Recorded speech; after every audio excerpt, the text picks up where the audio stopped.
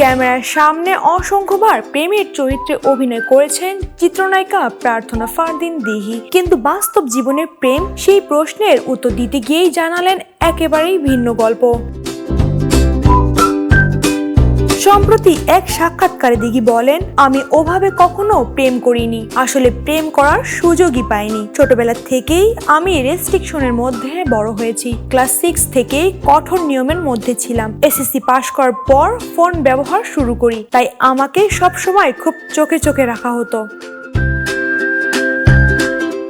দিঘির এই বক্তব্য নতুন করে আলোচনা এসেছে, কারণ ছবিজঙ্গন ও সামাজিক যোগাযোগ মাধ্যমে তাকে নিয়ে একাধিকবার প্রেমের গুঞ্জন ছড়িয়েছে। বিশেষ করে কন্টেন্ট ক্রিয়েটর তৌহিদ আফ্রিদির সঙ্গে তার সম্পর্ক নিয়ে নানা সময়ে আলোচনা হয়েছে। তবে সেই গুঞ্জনকে কখনোই সত্য বলে স্বীকার করেননি দিঘি। চোখ বন্ধ, কেউ নজর দিবি না। বরং প্রতিবারই তিনি স্পষ্ট করেছেন, তৌহিদ আফ্রিদি সহ যাদের সঙ্গে তার নাম জড়িয়েছে তারা সবাই কেবল তার বন্ধু, প্রেমের কোনো সম্পর্কই ছিল না বলে দাবি করছেন তিনি।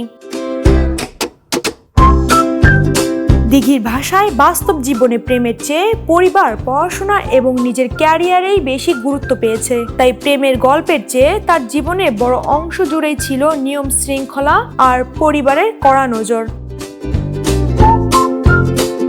তবে এবার নিজের মুখেই সে অজানা অধ্যায় তুলে ধরায় ভক্তদের মধ্যেও বিষয়টি নিয়ে নতুন করে আলোচনা শুরু হয়েছে।